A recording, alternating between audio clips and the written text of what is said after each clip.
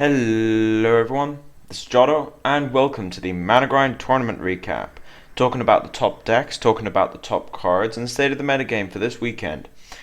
Now, this is going to be a special edition of the Managrind tournament recap, because this week we are going over 12 deck lists as opposed to 8. And I will explain that when I actually get to the second half of the show. So anyway, without further ado, let's get started, shall we? Top 4 from EU for the MLG Open. Yeah, there was no NA. Well, there was, but it had to be cancelled because of a Blizzard side error on friends lists where no one could actually add anyone, so the tournament had to be stopped. So unfortunately, I only have the 4 deck list from EU to have for the MLG side of things, but I'm going to make up for it later in the episode, I promise. Anyway, first place we had Xef. Second place we had this Thijsnl. He shows up a lot. Like, I have to pronounce that name almost every other episode. Anyway, and then it tied for third. We had Kunzi and F3NS0R. I'm not gonna try. Anyway, first place we had Zeph playing Druid Beatdown. Now, as usual, when it comes to decks that are very, very common, I'm going to go over them once, and then when I come across similar decks later on, I'm just going to go over the various tech cards that they're playing. But anyway, Zeph's Druid Beatdown deck was playing the standard and the minions of Blood Mage Thalanos, Kaern, Nat Pagal. So it sets up its mid game with Kaern, sets up its early game with Blood Mage and Nat Pagal. Blood Mage can also help a lot with the very few removal spells that it has, pump them up a bit, make them more valuable. Playing the Ragnaros, even though it is a big game hunter target, it still does 8 damage flat out, and it's playing Ragnaros instead of the Cenarius or the Ysera that some other decks play. Black Knight and Tinkmaster show up to compensate for the Druid's lack of hard removal. Really need both of those cards playing Druid. Ancient Allure is a card draw engine, also helps against Hunters a lot because you can restore your own life. Having to get through 40 life plus any armor you get from hero power is a big deal for a hunter. With that Faceless Manipulator, because Faceless Manipulator can copy things like Ysera, which will do a lot of damage on your end.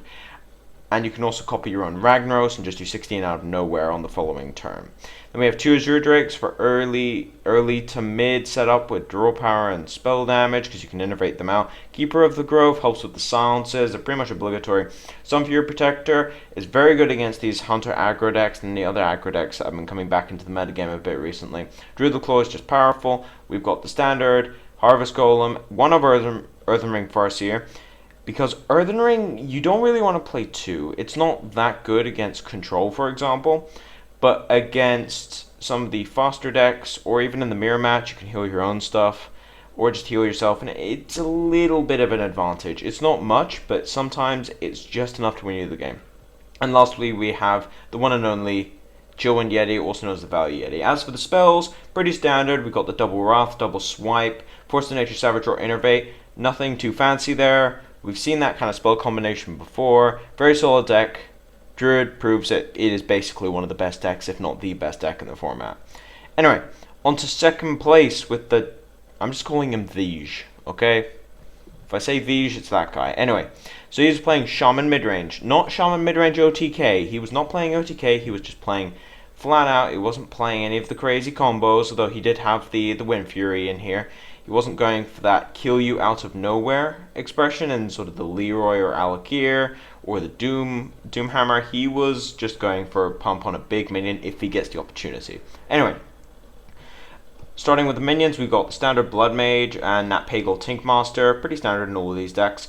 Argent Commander shows up for the first time in a long time because it's a very, very valuable 6-drop and can do a lot of upfront damage. You can use it to kill your opponent out of nowhere with a Wind Fury Rockbiter, for example, kind of like a Leroy.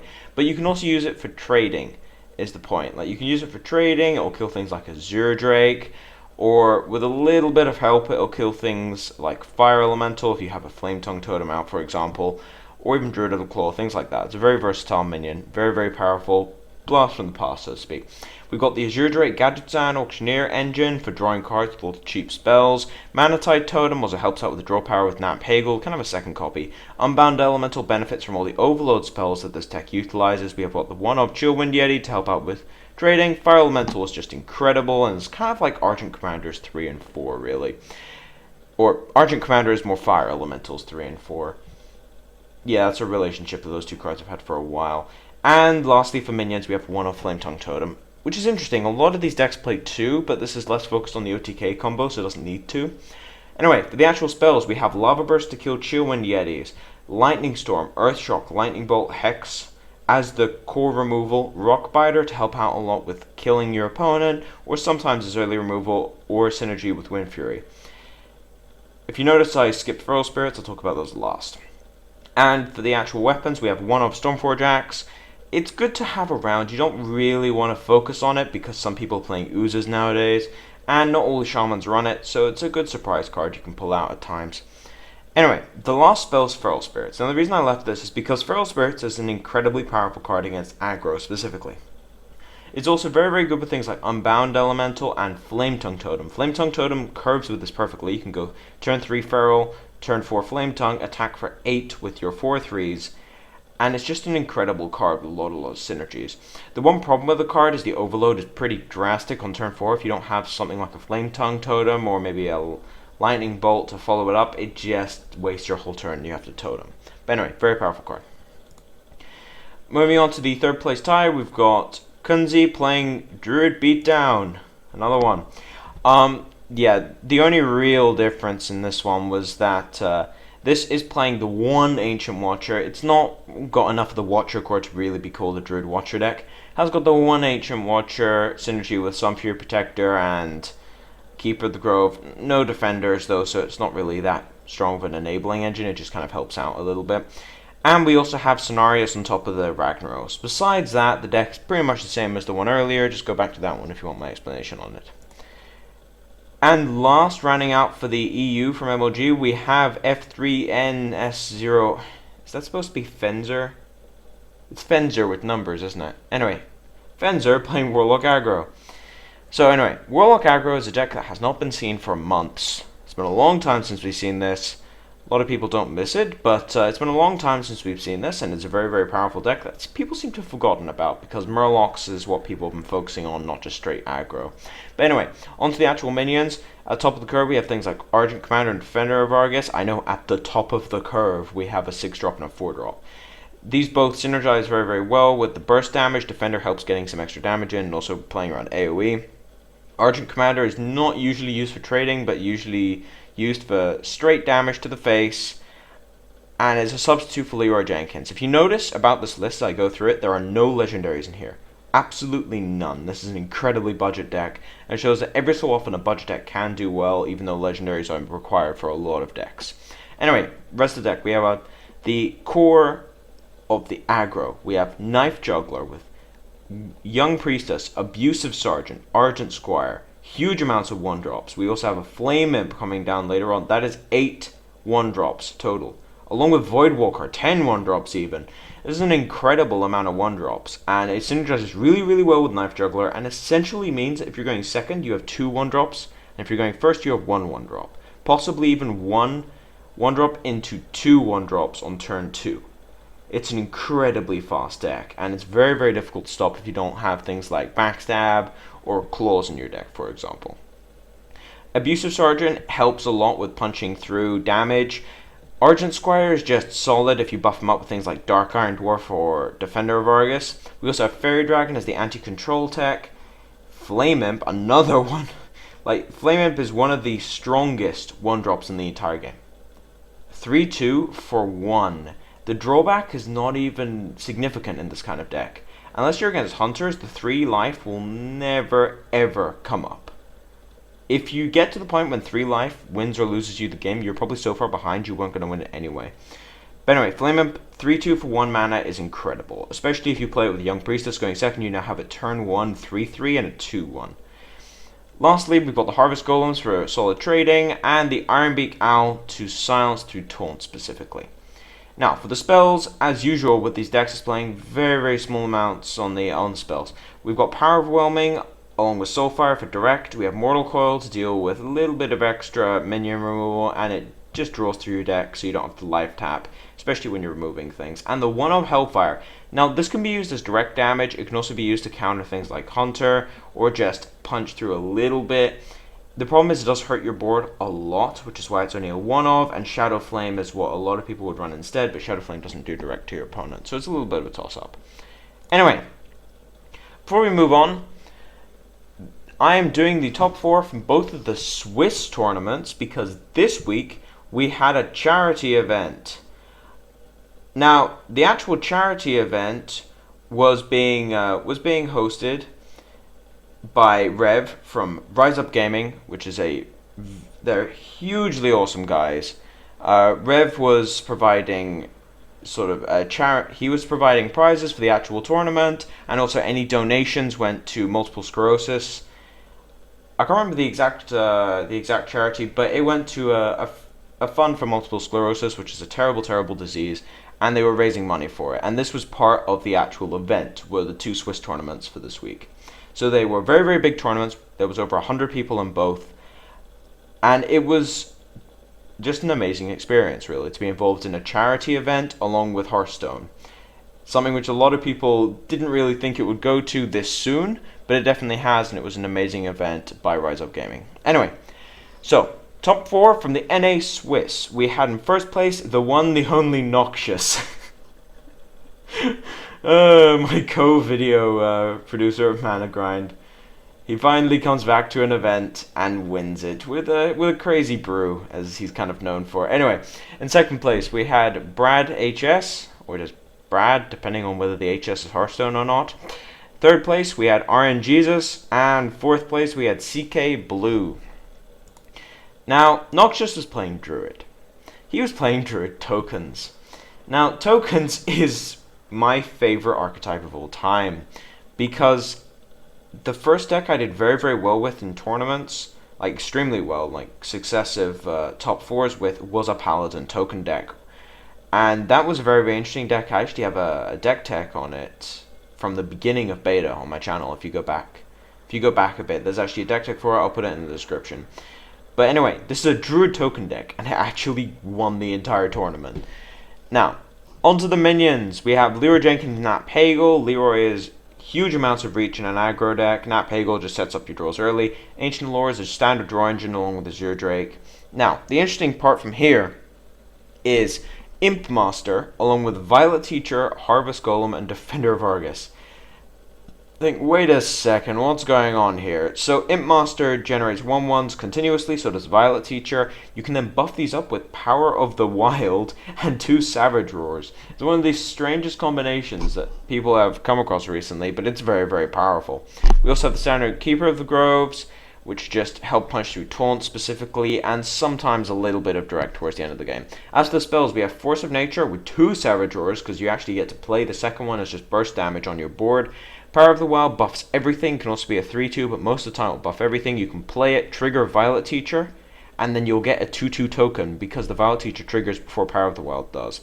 We then have Wrath, Swipe, Innervate, Standard, and we have the 2 Claws to deal with some of the early aggro, and also some extra direct. Very aggressive deck, very, very interesting deck. Second place, we had another Druid. This is a Druid Watchers deck from Brad. Now, this particular deck is very, very similar to the Druid Beatdown deck, so I won't go over the sort of top half of it.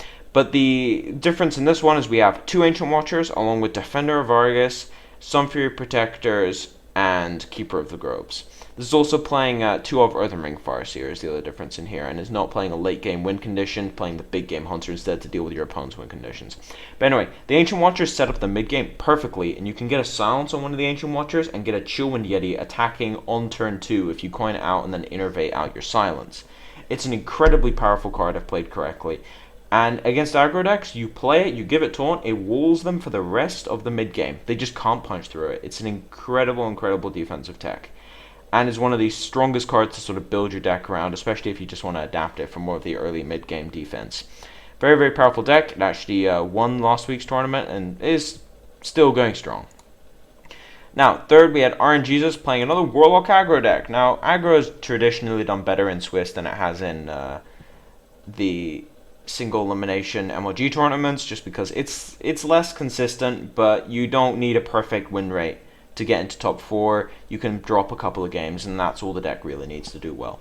But anyway, This one is pretty similar to the previous one, although this is playing an acidic swamp to deal weapons, Direwolf Alpha to pump up some of your smaller cards, even a one-of Doomguard because it's actually huge, and the drawback, while extensive, is not even close to being high enough to stop you from just smashing your opponent in the face with this thing.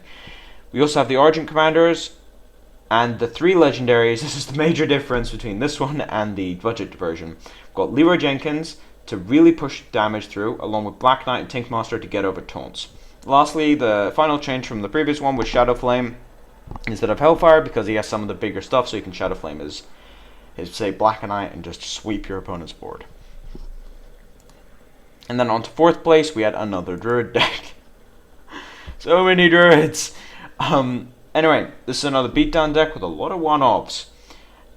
Now, the one-offs in this situation, we had a Sylvanas Windrunner tech to deal with some of the bigger stuff you can play against, along with the Black Knight and Tinkmaster. We had a Ysera, because it's not big game hunterable, and it just stays, and they have to Tinkmaster it. Even if they silence it, it's a 4/12. They just can't deal with it. It either has to be Hexed or Tinkmastered. Then we have the one of Ancient Award to test any of the Black Knight things. It's the Black Knight test. If they don't have it, they just lose. If they do, then it kind of sucks, but you're only playing one, so it's not going to happen a lot of the time. As to the rest of the techs, we just have sort of one-offs throughout the whole things. Earthenring Farseers, the Defender of Argus tech to deal with some of the early game aggro. One Azure Drake for the spell damage, along with the Blood Mage. Pretty standard techs throughout, but the Ysera, the Sylvanas, and the Ancient Award are the interesting ones. Now, on to the top 4 from the EU Swiss. We had in 1st place Semi-Jew, in 2nd place Matras, in 3rd place Setzer G, and in 4th place Shev. Shev? Yeah, Shev. Anyway, 1st place Semi-Jew playing a Paladin aggro deck. It's been a while since I've talked about a Paladin aggro deck, I must admit. But Paladin aggro is a very, very strong deck. It was traditionally very, very powerful in the past. It won several very high stakes tournaments, including BlizzCon. And it was a very, very good deck. You just haven't seen much of it recently. So anyway, let's get on with this. First things first, King Mukla in the minions. Now, King Mukla is one of those cards where if you draw it late game, it's terrible. But if you get this in your opening hand, you basically win. If you get this in your opening hand, you have a 5/5 on turn 3 that is almost impossible to deal with. And if you're going second, you have it on turn 2. On turn 2, there's pretty much no way of killing this outside of Backstab or Eviscerate. Or maybe Wrath Claw. Either way, it's going to be a 2-for-1, no matter what happens. And they can't use the bananas early. The only difference is against Rogue. If they have the Backstab Eviscerate, then they just use their bananas to combo stuff. So that's the one sort of drawback of playing it early. But in most situations, it's a 5/5 on turn 3 or turn 2 that will just smash your opponent's face in. We also have the Leroy Jenkins for reach. The Eldor Peacekeeper to shut down any big threats you just don't want to deal with. Arcane Golems is a very interesting tech that I know the Shiv is a big fan of. But anyway, it's a 4/2 with charge. The drawback is quite significant, but if you use it to kill your opponent, it really isn't. Most of the time, this is used to just murder your opponent from 8 life or so with another direct like True Silver, for example. And that's all it needs to do. It doesn't need to come down early. They don't get the benefit out of it. It's just used to kill them. Defender of Argus buffs up some of your small stuff out of AoE. We've got the Knife Juggler, which is very powerful Paladin, especially with that hero power. Argent Protector is one of the best cards with Knife Juggler. It just protects it and you get a trigger. Argent Squire can be buffed up by Defender to be a huge threat and also just deals with any of the early stuff and gets some early damage in fast. We then have the one-off Fairy Dragon tech against control decks. Harvest Golem for even trading or better trading against other aggro decks. Leper Gnome because it just deals a lot of damage early. Against Druid it will deal 3 damage straight up if they hero power it and then they waste 2 mana. Or against Rogue it will deal 4. Against Warlock they just can't deal with it and they'll most likely take 6 before turn 2 because they life tap.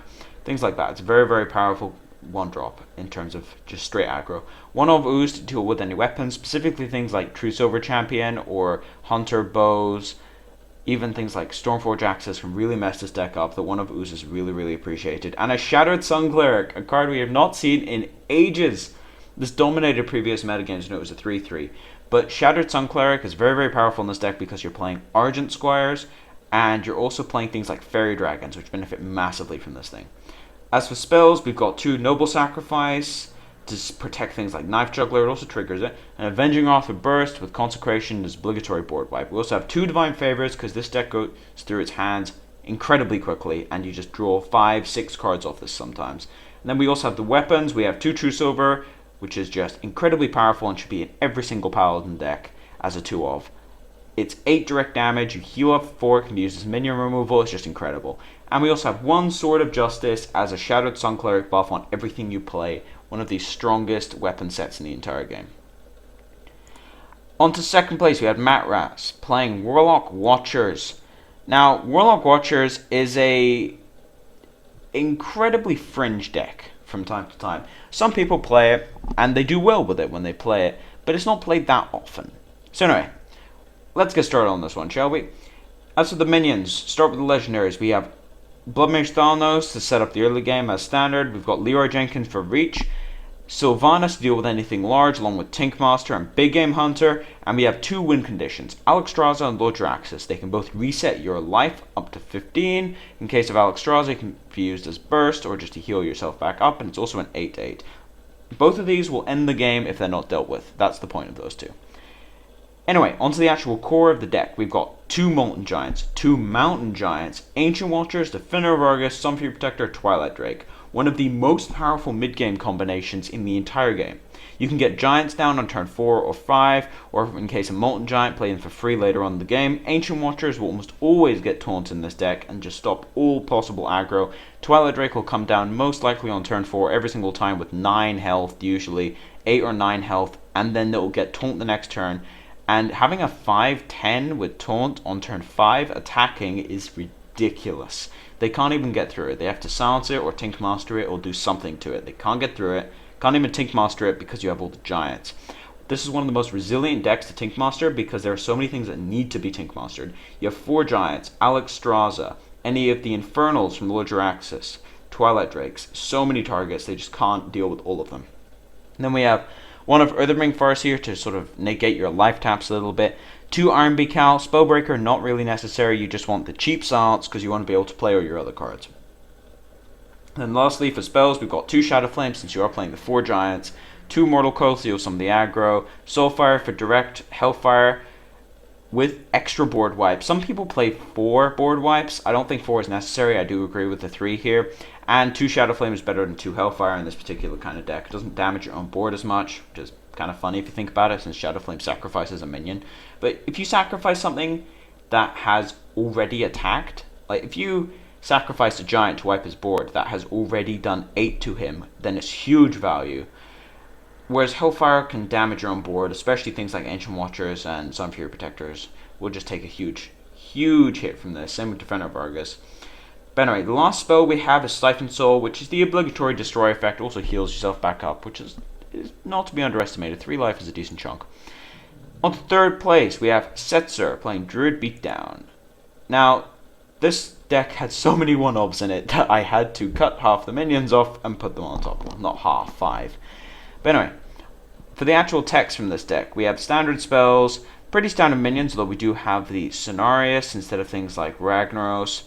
We also had the Black Knight Tinkmaster combo. We had a Ysera as well. Cenarius and Ysera in this deck. Huge late game power. A little slower, but huge late game power.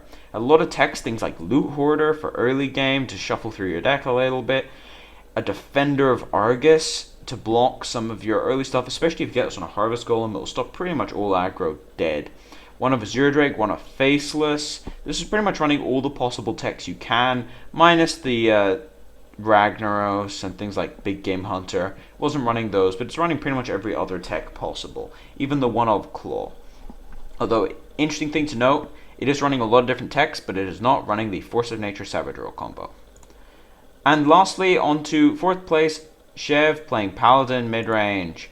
Now, this is an interesting deck. It's not quite Control, it's not quite Giants, for example, but it's got elements from both.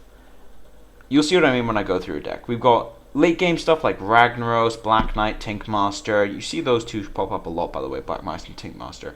Tyrion to deal with the late game along with Ragnaros. We have Big Game Hunter to set up your late game by killing his big stuff. A Blood Knight, which benefits from a lot of different things in your deck and also can take off things with Argent Squires, or it may be even a Sunwalker if it ever turns up. It's a decent card to run. 2 Elder Peacekeepers to shut down late game threats. Argent Commanders for the value trading. Azure Drake because you really want to draw through. Defender of Argus buffs up a lot of your smaller stuff. 1 of Wild Pyromancer, even though you're only playing 6 spells, is just enough considering the equality synergy with this, where you can go Wild Pyro, quality, and wipe the entire board. It's Twisting Nether if you like. Although not if you have Divine Shield. That's an interesting interaction. It doesn't kill things through Divine Shield, and some of your stuff does have Divine Shield, so they just won't die. Then we have Argent Squire, Harvest Golem, 2 Acidic Swampoozes, and Spellbreaker for early game. This is a really weird decision. The Argent Squires do benefit from the Defender of Argus buffs, but not really from anything else. And then we have 2 Oozes to deal with pretty much every single weapon played. I mean, 2 Oozes seems like overkill, but obviously it works. By the fact that he came 4th, it obviously works having 2 Oozes. I mean, I'm just trying to think what you could kill. Most of the decks run 1. It's more of a case of always drawing your Ooze as opposed to needing both in most situations, which I think is what I like about this particular decision. But the interesting thing about this deck is just how weird the combination was and how well it worked. It's playing late game along with an early game engine with things like Blood Knight, and it's playing the standard mid game Intrude Silver, 1 of Guardian to heal yourself up late game. It just feels like this deck could go either control or full mid range, but it decided on neither and decided to go for this weird combination that people probably found very, very difficult to play against, and that's why it did so well, is the fact that no one really expected this kind of hybrid combination between mid-range and control from a paladin. But anyway, on to the actual spells. Very bare bones. We have Equality Consecrations for the board wipe on their side of the board, along with the Wild Pyro, so you essentially have 3 ways of board wiping with Equality. And then we have 1 of Lay on Hands for draw power, or 1 of Avenging Wrath, and that's it as far as spells goes. Very, very stingy on the spells here, very focused on minions, playing bare bone spells, exactly what he needs and nothing more. And lastly, we have the True Silver Champions, which are pretty much the best weapon in the game, and should be treated as such. The swinging effect caused by this is huge. But this was one of the most interesting decks from the entire weekend, just sort of the synergies that this deck has are very, very interesting to think about. So anyway, thank you all for watching. If you have any feedback, put it in the comment section below. If you like the content, please subscribe. I will put the relevant stuff in the description below. So things like my deck tech to the Paladin token deck. I will warn you, that is a really old video and it's actually really badly done. But I will put it in the description for anyone who wants to see it. But anyway, thank you all for watching. This has been Jotto, signing off.